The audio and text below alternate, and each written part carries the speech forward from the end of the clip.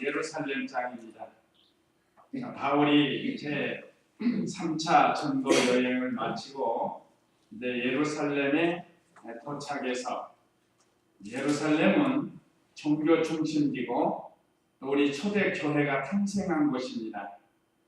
예수님께서 12 제자들을 불러서 훈련시켜서 거기서부터 교회가 새로이 시작이 되는 그런 중심지고, 우리도 우리 교단의 중심 교회가 창광교회죠.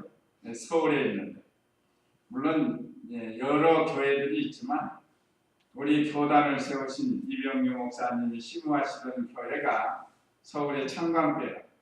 그래서 무슨 교단에 일이 있으면 창광교회가 세리기도 합니다. 총회도 하고 또 안수식도 하고 여러 가지를 하게 되는데, 자, 이와 같이 이 바울 당시 예루살렘 교회, 이제 3차 전도 여행을 마치고 예루살렘 교회에 가서 보고도 하고 또 새로운 것 의논도 하고, 그렇게 해서 또 주의를 하려고 예루살렘에 올라가는데, 바울이 상경을 만류했다고 그랬죠. 1절로 12절에서. 왜 그런가 하면 예루살렘에 가면 어떻게 된다고요? 박해를 받고 죽임을 당할까봐 그 예루살렘에 가는 걸 만류를 했다고 했습니다.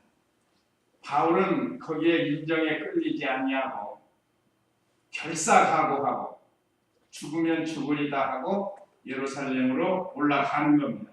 그게 13절로 16절이었는데 지난 시간에 14절까지 했고, 오늘 15절 이제 읽어보세요. 며칠 후에 우리가 여장을 준비하여 예루살렘으로 올라갈 때 가이사랴에서 온 제자들 중 몇몇이 우리와 함께 가서 오래전부터 제자였던 키프로스 사람 나손의 집으로 인도하므로 우리가 거기에서 머물렀다. 네. 자, 며칠 후에 우리가 여장을 준비하여 예루살렘으로 올라갈 때, 지금 출발지는 어디죠? 가이사라예요. 가이사라. 유럽에서 전도여행 하다가 소아시아 거쳐서 쿠브로 섬을 바라보고 오른편에 두고 바로 두로로 왔다가 거기서 볼레미아를 거쳐서 가이사라까지 지금 내려왔습니다. 이 가이사라에는 빌립 집사 4딸이 있었다고 그랬죠. 거기서 그들이 예언하는 것을 보았다고. 예언은 하나님 말씀 전하는 것이라고 했습니다. 그런 다음에 이제 그 가이사라에서 바로 이제 밑에가 예루살렘이다. 우리 성경 그 지도 이렇게 보시면, 자, 이제 가이사라에서 며칠 후 우리가 여장을 준비하여 예루살렘으로 올라갈 때 가이사라에서 온 제자들 중 몇몇이 우리와 함께 가서 오래전부터 제자였던 키프로스 사람 나손의 집으로 인도함으로 우리가 거기에서 머물렀다. 자, 가이사라에 있던 몇몇 제자들, 거기는 여기 몇몇이 우리와 함께 가서 그랬는데, 그 우리가 누구지? 우리는 이 사도행전을 쓴 누가의 누가를 지금 가르친다. 누가는 자신의 이름을 밝히지 않고 계속해서 우리라고 하고, 이렇게 해서 바울의 전도 여행을 도왔던 사람입니다. 누가는 직업이 뭐라고 그랬죠? 의사예요. 의사. 의사들은 아주 세밀합니다. 그래서 누가복음, 이 사도행전이나 누가복음은 상당히 세밀하게 구체적으로 잘 기록이 되어 있어요. 아마 그 사람의 어떤 직업의식도 있었던 것 같아요. 뭐를 하나 하면 세밀하게 자세하게 연구를 해가지고 하는 것처럼, 심지어 하나님의 말씀도 자세히 연구해서 기록하는 것을 볼 수 있습니다. 그래서 이 가이사라에서 온 제자들 중 몇몇이 우리와 함께 가서 오래전부터 제자였던 키프로스는 구역에는 구브로 섬입니다. 구브로 섬. 구브로 섬에 있는 살던 사람은 고향이 거기랍니다. 나손이라는 사람. 구역이 지금 구브로로 나왔죠. 우리 바른 성경 이제 키프로스로 나오는. 그러니까 키프로스는 현재 용어입니다. 현재 용어. 그러니까 구브로는 과거 지역 이름이고, 고향이 키프로스 구브로였던 나손의 집으로 인도함으로 우리가 거기에 머물렀다. 자, 이제 여기 예루살렘을 향해서 출발을 했단 말이에요. 가이사라에서. 그런데 가이사라에서 온 제자들 중 몇몇하고 또 오래전부터 바울의 제자였던 키프로스 사람 나손이 함께 동행했는데, 그 가다가 이 나손의 집에 머물게 됐습니다. 아마 그 집에 같이 머물게 하려고 동행한 것 같아요. 참 이렇게 하나님의 종 바울을 잘 대접하는 사람입니다. 자, 바울은 하나님 말씀, 하나님의 뜻을 믿고 하나님의 말씀을 의지하고 순종해서 복음 전도하는데, 하나님께서 이렇게 좋은 사람들을 붙여준 거예요. 그렇게 해서 하나님의 일이 잘 되도록 협력을 했습니다. 이건 사랑이 없이는 할 수 없어요. 하나님 사랑, 하나님의 종을 사랑했기 때문에 이렇게 협력합니다. 자, 이 여러 사람 자기 집으로 모셔가지고 잠도 재워주고 식사도 대접하고 하려면 힘들지 않겠어요? 사랑하기 때문에 그렇게 할 수 있었던 거예요. 우리 중마동 교회도 그동안 하나님의 종들을 잘 받들어서, 물론 하나님의 종들도 부족한 게 많죠. 그래도 허물을 드러내기보다는 참 잘 사랑으로 공경을 해서 이렇게 하나님의 뜻을 이루어가도록 한 것, 이것은 피차가 주님의 은혜입니다.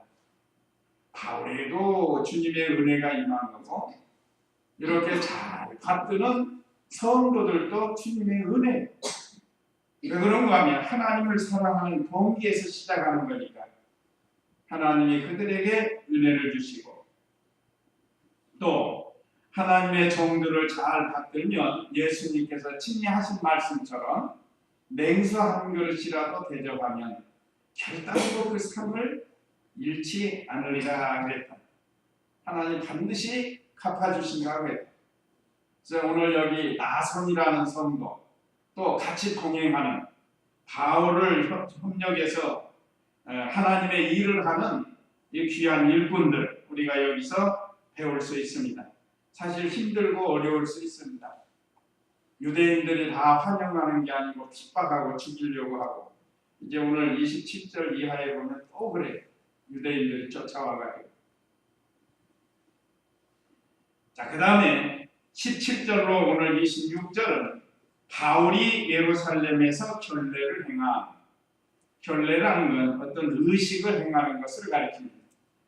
자, 그러면 17절 읽어보세요. 우리가 예루살렘에 이르니 형제들이 우리를 기쁘게 영접하였다. 이튿날 바울이 우리와 함께 야고보에 들어갔는데 장로들이 모두가 있었다. 예. 자, 이제 예루살렘에 이르렀다. 자, 목적지인 예루살렘에 도착했습니다. 이것도 하나님의 은혜. 가다가 중간에 병이 날 수 있고 원수들을 만나서 목적지에 또 가지도 못하고 그럴 수도 있는데, 하나님께서 목적지인 예루살렘에 이르도록 합니다. 오늘날 우리가 지금 이 시간까지 여기에 이른 것이 얼마나 감사해요. 또 오늘 이렇게 예배에 참여하는 것도 이거 감사한 겁니다. 하나님이 얼마나 기뻐하신 일이겠어요. 그래서 우리는 늘 감사하면서 생활을 해야 돼요. 원망하려면 다 원망할 수 있고, 감사하려면 다 감사할 수가 있습니다. 감사하면서 사는 사람하고 원망하고 불평하고 근심하고 사는 사람하고는 차원이 달라요. 우리는 늘 주님의 은혜에 감사하고, 또 우리 주님이 항상 기뻐하라 했으니까 우리는 늘 기뻐하면서 살 수 있습니다.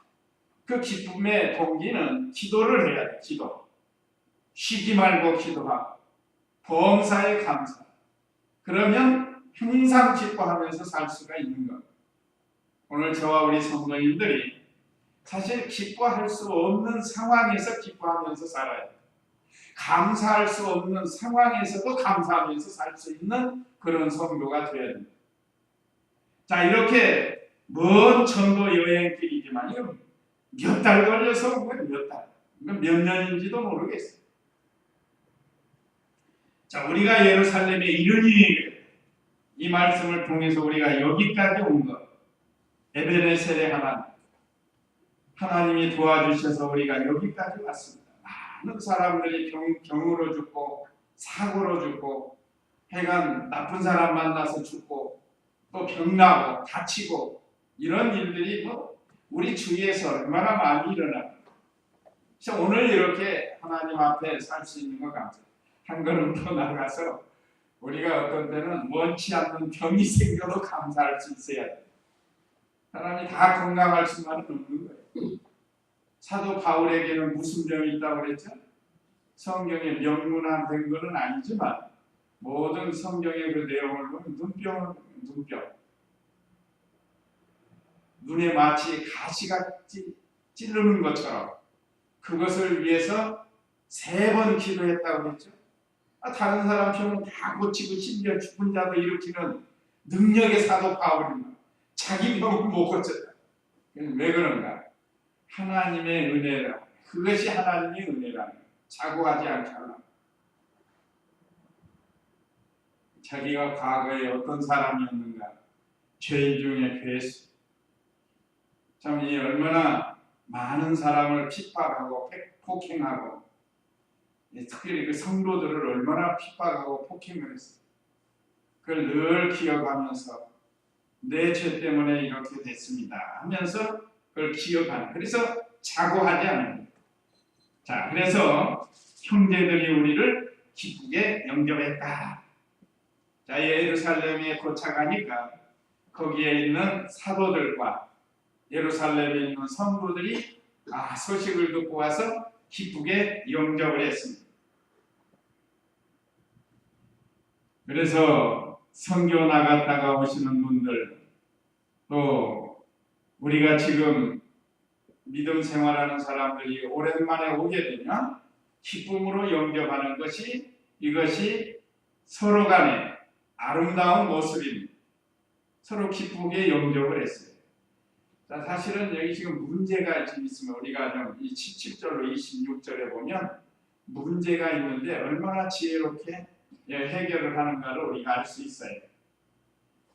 자, 그런 다음에 18절에 이튿날 바울이 우리와 함께 야고보에게 들어갔는데 장로들이 모두 와 있었다. 여기서도 보세요. 이제 예루살렘에 도착해서 하룻밤 지내고 난 다음에 그 이튿날 바울이 우리와 함께 또 그랬죠. 여기 우리가 누구냐? 아까 누가와 그 일행들이라. 바울과 같이 다니는 그 일행들. 야고보에게 들어갔는데 거기에는 장로들도 모여 있었다. 장로는 참 믿음 생활 오랫동안 덕 있게 잘하는 사람이 장로예요. 수년 동안 나이 많이 들도록 모범이 되는, 그 교회 모범이 돼야 장로의 자격이 될 수 있어요. 출석 잘하고 기도의 모범을 보이고. 사실 장로는 교역자와 거듭가는 그런 믿음이 돼야 돼요. 출석하는 면, 하나님께 연고드리는 면, 또 모든 예배에 덕이 되는 면, 그래야 평신도가 장로를 존경하고 따라갈 거 아니에요. 오늘날 이 장로님들이 믿음이 잘못 지키는 사람 많아요.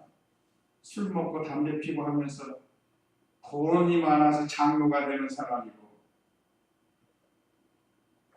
그런 거는 합당치가 않습니다. 본인도 안 좋고 교회도 안 좋고. 뭐 배울 게 있어야 돼요. 새벽 기도를 하나, 공예배에 잘 참여하나. 이게 배울 게 없다. 근데 오늘날 교회들이 그저 좀 연보 좀 많이 내면 장로 시키고, 물론 다 그런 건 아닌데 그런 사람들이 있어요. 그래서 우리가 볼 때 저게 무슨 장로냐 그런 사람들이 있잖아요. 여기 오늘 장로들, 예루살렘 교회의 모든 성도들의 모범이 되는 그런 장로들, 사도들도 장로라고 표현을 했죠. 그러니까 장로는 교역자와 오늘날도 버금가는 신앙이 있어요. 오늘 겸손한 성도들을 잘 섬기면서 그래야 장로의 자격이 있는 겁니다. 자, 예루살렘에 이르니까 이렇게 야고보에게 방문을 했는데 그 집에는 장로들도 모였다고 했습니다. 그런데 여기 야고보는 이 당시 예루살렘의 감독입니다. 감독. 오늘날 우리 교단 총회장님과 같이 예루살렘의 총 감독이에요. 이 야고보는 성경에 여러 사람이 나오는데 오늘 본문에 등장하는 야고보는 주의 동생 야고보입니다. 주의 동생 야고보. 그 맨 처음 야고보가 등장하는 건 마가복음 6장 3절에 보면 예수님의 형제들이 있어요. 거기 한번 읽어보세요. 마가복음 6장 3절 말씀.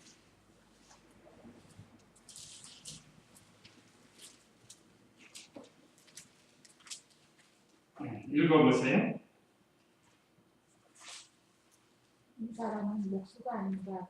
마리아의 아들 곧 야고보와 요새와 유다와 시몬의 형제가 아닌가? 그리고 이 사람의 누이들은 여기 우리와 함께 있지 않은가? 그러면서 그들이 그분을 배척하였다. 예. 자, 여기 야곱 예수님의 형제들과 누이들이 있다. 형제가 몇 명이죠? 4명이에요. 4명. 누이들이니까 들자 복수를 썼으니까 2명 이상이 되는 거예요. 뭐 3명인지 4명인지 하여간 2명 이상이 되니까 2명 최하 2명을 잡아도 6명이에요. 그 안에 야고보가 들어있습니다. 그렇죠? 마리아의 아들 야고보와 이 형제들은 마리아가 예수님을 출산한 후에 요셉과 동침을 해서 난 자녀들이에요. 근데 천주교에서는 이 성경을 어떻게 해석했는지는 몰라도 동정녀라는 게 지금도 마리아가 아이를 안 낳았다는 거예요. 그리고 우리가 맞잖아요. 천주교 얘기 나왔으니까 오늘 뉴스 보셨어요? 깜짝 놀랄 만한 일이 생겼어요. 동성애자들을 인정해 주려고 지금 다음 총회 때 결정하려고 그러는데 아직 결정은 안 됐는데 근데 그 사상이 누구에서 나오는 거 이번에 온 교황에게서 나왔대요. 그러면 이건 거의 100% 된다고 볼 수 있잖아요. 모르겠어요. 이제 보수 진영에서 벌써 막 피켓 들고 반대하는 그런 성도들이 있는데 이건 말세예요. 말세. 동성애자들을 인정해주는 성경에 그 사람들을 어떻게 하라고 했죠? 돌로 쳐서 죽이라고 했습니다. 창조 원리에도 안 맞아요. 어떻게 여자끼리 살고 남자끼리 사냐는 부부로 그것도. 합법적인 부부가 되게 우리나라도 지금 떠들고 있잖아요. 오늘 자세히 설명해 주는데 세계 곳곳에서 지금 특별히 그 유럽은 기독교 국가니 거기서 많이 지금 이게 시행되고 있어요. 미국도 안 한 주가 있고 그걸 허락하는 주가 35개 주인가요? 미국이 몇 개 주죠? 56개 주인가요? 그러니까 절반이 넘었어요. 이 지금 말씀입니다. 우리가 이런 거 보고 이 참 프란체스코 교황이 그래요. 뭐 이번에 아마 통과될 것 같아요. 자, 내가 이 천주교 이 참 문제 같은 기독교인데도 이 천주교가 문제라. 그러니까 또 일반 사람들은 저타고 하는 저타고. 하나님의 말씀 진리를 양보하고 저 어떻게 해석하는지 모르겠어요. 그러니까 이 주의 동생 야고보 이 사람이 처음에 예수님이 하나님의 아들이라고 전도하고 다니니까 미쳤다고 그랬어요. 이때는 미쳤다고 그런 거예요. 예수님. 여기 그랬죠. 그러면서 그들이 그분을 배척하였다. 누구를 배척했어요? 예수님을 배척한 거예요. 우리 형님이 지금 미쳐갖고 저런다는 거예요. 근데 나중에 부활하신 예수님을 믿고 10년 후에 이렇게 이제 형님이기 이전에 하나님의 아들 예수님을 그리스도로 믿고 그 다음에 이렇게 복음을 전하면서 예루살렘의 총독까지 되는 예루살렘의 감독, 죄송합니다. 총독이 아니라 감독까지 되었습니다. 이 사람이 예루살렘 교회의 기둥 같은 일꾼이었어요. 그건 사도행전 15장 13절에 있고 또 야고보서를 기록했습니다. 야고보서 1장 1절에 보면 성경 야고보서를 기록한 사람 주후 62년에 돌에 맞아 죽는 순교를 당했다고 합니다. 이 주의 동생 야고보가 이렇게 일생을 마치는데 그 야고보를 지금 만난 거예요. 그 야고보. 자, 우리는 이미 다 과거에 있었던 것을 우리가 배우는 건데 그렇게 순교까지 한 야고보를 이 사도 바울이 예루살렘에 올라가서 지금 이렇게 만난 거예요. 장로들을 만나고. 자, 우리가 이 주의 동생 야고보를 통해서도 우리가 때로는 생명을 요구할 때는 생명까지 내놓을 수 있는 이런 신앙으로 무장이 되어야 돼요. 제가 늘 하는 말씀 있잖아요. 욕하면 먹자. 때리면 맞자. 무엇 때문에? 진리 지키기 위해서. 그 다음에 죽이면 죽자. 이 삼자 각오인데 자, 우리가 이 삼자 각오를 가지고 믿음 생활을 해야 돼요. 참 힘들고 어려운 일이지만 그런데 이들이 올라오니까 너무 기뻐서 용접하고 그 다음에는 19절에서는 읽어보세요. 19절 바울이 그들에게 인사를 하고 자신의 섬김을 통해 하나님께서 이방인들 가운데 행하신 일을 낱낱이 분명하니 듣는 자들이 하나님께 영광을 돌리며 그에게 말하였다. 형제여 그대도 보는 바와 같이 유대인들 중에 믿는 자들이 10명 있는데 다 율법의 열정적인 자들이다. 네. 자, 바울이 그들에게 인사를 하고 자, 이제 야고보를 찾아가는데 장로들도 있고 그래서 거기 모인 사람들에게 인사를 하고 자신의 섬김을 통해 하나님께서 이방인들을 그 가운데 행하신 일들을 낱낱이 설명. 이게 선교 보고예요. 선교 보고. 예루살렘에 있는 사도들과 장로들 모든 성도들 앞에서 선교 보고. 우리도 목회 연수회나 또는 총회 이렇게 모이면 꼭 선교사님들이 와요.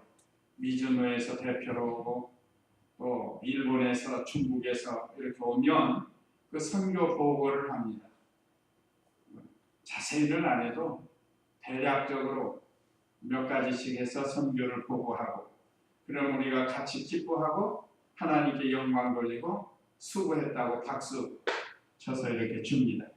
선교 부장이 나와서 이제 하기도 하고 하는데 자, 이와 같이 바울도 그동안 이방에 가서 복음 전하고 하나님의 역사와 능력을 낱낱이 그들에게 설명하니까 듣는 자들이 하나님께 영광을 돌리며 그에게 말하였다. 얼마나 영광스러운 일. 이 영광은 하나님께 돌리는 겁니다. 우리가 주님의 일을 하고 모든 영광은 하나님께 돌리는 거예요. 자, 그런 다음에 이 형제여 거기서부터 이제 시작이 되는데 그대도 보는 바와 같이 유대인들 중에 믿는 자들이 수만 명이 있는데 다 율법의 열성적인 자들이다. 지금 이제 문제가 생긴 것을 말하는 겁니다. 여기에는 오해도 있을 수 있는데 그 문제가 어떤 문제인가? 21절 읽어보세요. 그들이 그대에 대해 듣기를 내가 이방인들 가운데 사는 모든 유대인들에게 모세를 배반하여 그 자녀들에게도 할례를 하지 말고 그 관습들도 지키지 말라고 가르친다고 한다. 그러니 어떻게 하겠느냐? 그대가 온 것을 그들이 분명 들었을 것이다. 예. 자, 형제여. 그대도 보는 바와 같이 유대인 중에는 믿는 자들이 수만 명이 있는데, 그렇죠? 바울도 가는 곳마다 전도한 장소가 어디죠? 유대인들이 모이는 회당이라는 회당. 거기서부터 복음을 전했으니까 아무래도 뭐 이방 사람들이 회당에 올 일은 없잖아요. 유대인들은 아브라함 때부터 쭉 그 전통적인 게 있잖아요. 모세 때 받은 거. 저 모여서 그 회당에서 모여서 하나님을 섬기는 방법을 배우기도 하고, 이렇게 해서 하나님 말씀을 가르치기도 하고 하는 그런 장소에 가서 바울도 복음을 전했으니까 결국은 이방에 나가 있는 유대인들이 많이 왔고, 여기 예루살렘에도 유대교에서 개종한 사람이 수만 명이라요. 그런데 문제는 뭐가 생겼는가 하면, 이 사람들은 다 율법의 열성적인 자들이다. 그들이 그대에 대해서 듣기를, 바울에 대해서 듣기를, 그대가 이방인들 가운데 사는 모든 유대인들에게 모세를 배반하여 그 자녀들에게도 할례도 행하지 말고 그 관습들도 지키지 말라고 가르친다고 한다. 이거 맞아요, 틀려요? 바울은 양면을 다 부정한 건 아닙니다. 문제는 뭔가 하면 할례를 받아야 구원이 있다고는 이게 잘못된 것이고, 할례를 행할 수도 있고 안 행할 수도 있는데 유대인들은 조상적부터 할례를 행해왔다 이거죠. 거기에 열성적이야, 율법에. 근데 할례 행하는 것 자체가 죄는 아닙니다. 문제는 할례를 행해야 구원을 받는다. 이게 이제 틀린 거예요. 바울이 그것을 지적한 건데 이것을 일부 유대인들이 오해를 한 거예요. 오해. 바울은 모세를 배반해가지고 뭐 할례도 하지 말라고 했다. 또 모세를 통해서 지키는 어떤 관습도 하지 말라고 했다. 하면서 이게 오해가 된 소지를 지금 예루살렘 교회에서는 다 들어요. 뭐 여기저기서 여러 나라에 흩어져 있는 유대인들한테서 이게 온다. 또 개종한 사람들도 말하자면 종교 중심지가 예루살렘이니까 그걸로 올라가. 우리 교단도 그렇습니다. 이 각 지교에서 어떤 문제가 생기면 상부의 보고가 되는 거예요. 그래서 그 문제를 해결하는 기관이 상임위원회. 법을 만드는 게 헌의부, 우리 교단은 헌의부에서 법을 만들고 또 그 법대로 하지 못한 건 상임위원, 말하자면 재판하는 것과 같은 거예요. 그것이. 그렇게 해서 다르게 교단을 세워나가는, 교리를 세워나가는 그런 것이죠. 여기 오늘 예루살렘도 바로 그거예요. 바울이 나가서 복음을 열심히 전하는 건 좋은데 여기 보니까 모세를 배반하고 그 자녀들에게 할례도 행하지 말고 그 관습들도 지키지 말라고 가르친다는 보고가 들어가. 그러니까 이 예루살렘에 있는 감독 야고보와 장로들과 사도들이 그 말을 듣고 어떤 분들은 한편 말만 듣고 그래 그거 잘못했다 이단이라고 정죄해버립니다. 근데 그게 아니에요. 오늘 여기서도 보면 그 당사자인 바울이 왔을 때 확인을 하는 거예요. 확인. 참으로 이렇게 했는가. 그러니까 확실히 확인을 하고서 그 다음에 결정을 하는 거죠. 이것이 바로 하는 겁니다. 근데 사실은 우리가 아는 사도 바울이 그런 거는 아니에요. 할례를 행하지 말고 규모를 지키지 말라고 가르쳤다고 잘못 알고 있다는 모세를 배반하고, 이것은 말이라는 게 와전이 된 거예요. 와전. 우리가 생활하다 보면 말이라는 게 자꾸 커져가지고, 예를 들면 여기서 2를 말했는데 자꾸 가다 보면 3이 되고 5가 되고 나중에 10이 된다. 이게 말이 자꾸 와전이 되는 거예요. 이제 여기 바울도 마찬가지입니다. 바울은 이방에 있는 유대인들에게 믿음으로 구원을 받는 이 도리를 가르친 거예요. 믿음으로 구원받는 것이지 할례를 거기다 하면은 안 된다. 그래서 갈라디아 교회가 바울이 떠나고 난 다음에 바울은 분명히 예수님 믿으면 구원받는다고 가르쳤는데 어떤 유대인들이 와가지고 어떻게 믿음으로 구원받느냐, 거기다 할례를 받아야 구원을 받는다. 이게 다른 복음이 된 거예요. 그러니까 이런 데서 어떤 오해가 생겨가지고 말했는데, 자 그러면 그 사실을 성경에서 고린도전서 7장 18절 19절 한번 읽어보세요. 고린도전서 7장 18절 19절. 누가 훈련하는 상태에서 느낌을 받았느냐? 무할례 자가 되지 마라. 누가 할례를 받지 않은 상태에서 부르심을 받았느냐? 할례를 받지 마라. 할례는 아무것도 아니요 무할례도 아무것도 아니니 오직 하나님의 계명을 지키는 것이 중요하다. 이게 또 바로 믿음으로 구원받는 걸 강조한 겁니다. 자, 할례를 받았으면 받은 대로 믿으면 구원을 받고, 할례를 받지 않았으면 받지 않은 대로 믿으면 구원을 받는다는 그 내용이라. 근데 어떤 사람들은 할례를 받아야 구원을 받는다 이렇게 주장하니까 이것이 다른 복음이 된 거예요. 그래서 여기 누가 할례 받은 상태에서 부름을 받았느냐, 무할례가 되지 말라. 그러면 할례를 받지 않아야 된다 주장하지 말라는 거예요. 또 그 다음에는 누가 할례를 받지 않은 상태에서 부르심을 받았느냐, 할례를 받지 마라. 그러니까 구원받으려면 할례 받지 말으라는 그런 뜻입니다. 할례는 아무것도 아니요 무할례도 아무것도 아니요. 자, 이 바울의 사상은 분명하죠. 우리의 구원은 오직 예수님을 믿으면 구원받는데, 할례 받은 사람도 예수 믿으면 구원받고 무할례자도 예수님 믿으면 구원받는다. 그러니까 오직 예수님을 믿어야 구원받는다. 이걸 갖다가 이제 그 유대인들이 율법에 오랫동안 치우쳐 살던 사람들이 오해를 해가지고 모세를 배반했다. 사실 할례는 아브라함 때부터 온 거 아니에요. 아브라함 때부터. 그런데 하여간 구원받는 일에 있어서는 그 무엇도 거기에 첨가돼서는 안 됩니다. 오직 예수님을 믿음으로 구원받는, 그 외에도 갈라디아 5장 6절에도 같은 말씀인데, 그러니까 바울의 신앙사상은 오직 예수님 믿으면 구원받는다. 자, 유대인이건 이방인이건 예수님 믿으면 구원받는다. 또 할례를 받은 사람이나 무할례자도 예수님 믿으면 구원받는다. 할례로 구원을 얻는 것은 아니다. 아니다 하니까 이제 여기에 오해가 생긴 거죠.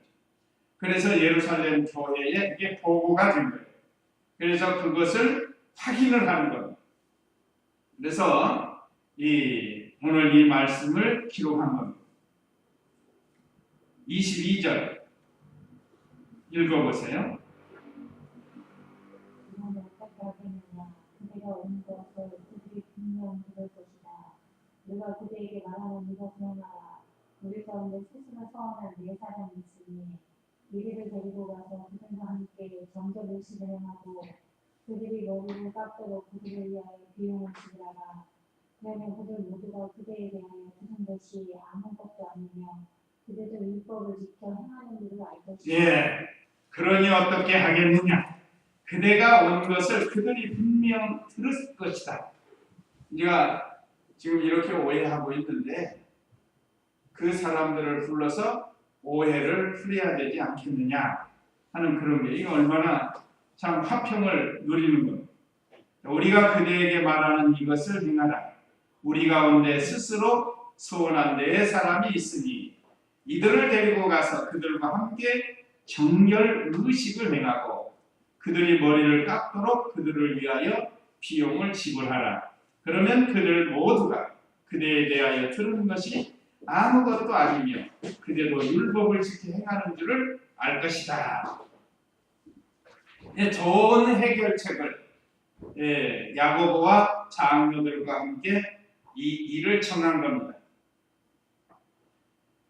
선한 방법을 가르쳐 주는 거예요. 아주 귀한 겁니다. 그래서 우리도 교회 안에 서로 이렇게 오해를 해가지고 어떤 문제가 생겼을 때 참 화목시키는 일이 중요해요. 어떤 사람은 잔뜩 지금 시험 든 사람 있는데 가서 위로를 한다고 가가지고 더 시험 들게 만드는 사람, 거기다가 자기까지 시험 드는 사람도 있어요. 그래 맞아 해가지고 거기에 그냥 그거는 잘못된 거예요. 이게 얼마나 아름다운 하나님의 일이 잘 되도록 우리가 믿음 안에서 무슨 일이든지 해결을 하라는 겁니다. 그래서 서원한 네 사람과 함께 예수라는 교회에 있는 그 네 사람과 함께 전례를 행하라는 겁니다. 그래서 유대인들의 오해를 풀고 바울에 대한 말이 헛된 것이라는 것. 바울은 회복주의가 아닙니다. 이 구원파는 회복주의입니다. 회복주의. 구원파. 거기는 회복주의. 자, 예수님 믿고 구원받았으니까 이제는 어떻게 살아도 천당에 간다. 그래서 회복주의적으로 나간 거예요. 그래서 이번에 그 선장들, 선원들이 대부분이 그쪽 사람들인데 그 학생들 죽는데도 그렇게 가책을 안 느끼고 뉘우칠 줄도 모르고 이게 얼마나 이 잘못 가르치면 그렇게 되는 거예요. 뭐 나중에 떠드니까 뭐 잘못했다고 하는지 유병헌 씨도 보세요. 유병헌 씨도 회개하고 돌아와야 되는 거 아니에요? 참 신자라고 하는 끝까지 저렇게 도망다니고 욕심부려갖고 재산 잔뜩 숨겨놓고 그게 뭔 짓이냐. 자, 그래서 이 바울은 회복주의자가 아니라는 것. 그러나 율법을 지켜서 구원받는다고 하면 이것도 잘못된 거예요. 이것도. 율법은 지켜서 우리가 구원을 입어나가는 거지. 율법을 지켜서 구원받는 것도 역시 똑같아. 행위로 구원받으려고 하는 거와 같은 거야. 우리는 그건 아니야. 자, 예수님 믿어야 구원받는 건 불변의 진리, 만고불변의 진리입니다. 그럼 우리가 율법을 왜 지키는가? 그 말씀을 지켜서 우리의 이 구원이 이루어져 나가는 거예요. 자라나는 거예요. 그러니까 자라나는 구원하고 구원받는 구원하고는 다른 기본 구원이라고 하는데 기본 구원은 오직 예수님을 믿어야 된다는 거예요. 그래서 이 예루살렘 공회에서 결의한 것이 있다는 거예요. 그게 아까 이 25절 한번 읽어보세요. 25절. 이방인들 믿는 자들에 대해서는 우리가 우상의 손과 피와 몸이어 주신 것과 금행을 회하라고 결의하여 편지했다. 바울이 그 사람들을 데리고 그 이튿날에 성전에 들어가 그들과 함께 정결의식을 행하고 그득한 사람을 위하여 제사 드릴 때까지 정결의식 기간이 만료되었음을 알라. 예. 자, 바울이 이 교리 문제에는 일시라도 양보하지 않았지. 이거 교리 문제가 아니니까요. 바울도 그 예루살렘 교회에서 가르쳐주는 대로 결례를 행했습니다. 이 결례는 단기가 있는데 단기는 7일 동안 하는 게 있고 그 다음에 장기가 있는 이건 31일 동안 하는 게 있습니다. 이건 성경 말씀대로 하는 건데 민수기 6장 9절에서 11절에 그 머리를 깎는 의식이 바울이 결심을 하고 갱그레아에서 머리를 깎았다고 우리가 배웠죠. 또 어떤 결심의 의식을 행하는 거예요. 요즘도 어떤 사람들 뭐 하려면 머리 팍 깎는 사람이 있잖아요. 그 자기 뜻을 관철시키려고.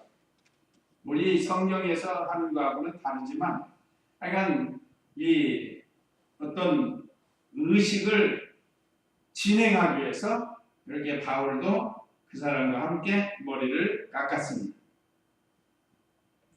그 김현봉 목사님 교회가 머리를 많이 깎았다고. 사람들 머리 다 깎고 다니. 그래서 어떤 분 막 빡빡교를 또 그랬다. 빡빡교. 이 잘못 이게 오해가 돼가지고. 근데 우리 이 목사님 막 깎았대요. 이 목사님 막 깎고 머리 깎는 꼭 해야 되는 게 아니니까. 그러니까 교리적인 문제 같으면 일시라도 양보해서는 안 되지만 그게 아닌 것은 화목을 이루는 게 좋은 겁니다. 그래서 갈라디아 2장 한번 읽어보세요. 3절 4절. 갈라디아 2장 3절 4절 읽고 마치도록 하겠습니다. 그러나 나와 함께 있던 디도는 비록 헬라인이지만 억지로 할례를 받게 하지 않았다. 이는 그리스도 예수님 안에서 우리가 가지고 있는 자유를 엿보다가 우리를 종으로 삼으려고 몰래 들어온 거짓 형제들 때문이었다. 예, 그랬죠? 그러나 나와 함께 있던 디도는 비록 헬라인이지만 억지로 할례받게 하지 않았다. 이는 그리스도 예수님 안에서 우리가 가지고 있는 자유를 엿보다가, 자유는 믿음으로 구원받은 자유를 말하는 거예요. 그 다음에 갈라디아 2장 19절 읽어보세요. 19절. 내가 율법으로 말미암아 율법을 대하여 죽으니 이는 내가 하나님께 대하여 살려는 것이다. 내가 그리스도와 함께 십자가에 못 박혔으니 이제는 내가 사는 것이 아니라 그리스도께서 내 안에서 사시는 것이다. 내가 지금 육체 안에 사는 것은 나를 사랑하셔서 나를 위해 자신을 내어주신 하나님의 아들을 믿는 믿음으로 사는 것이다. 나는 하나님의 은혜를 헛되게 하지 않는다. 의가 율법으로 말미암는다면 그리스도께서는 헛되이 죽으신 것이 된다. 예, 의인은 예수님 믿고 의롭게 되는 건데, 그것이 율법으로 말미암아 되는 하면 예수님의 죽으심이 헛된 것이 되고 말아요. 그러니까 율법을 지켜서 구원받는 게 아니고 예수님 믿어서 구원받는 거고, 율법은 지켜서 구원을 잘 이루고 하나님을 기쁘시게 해드리는 거예요.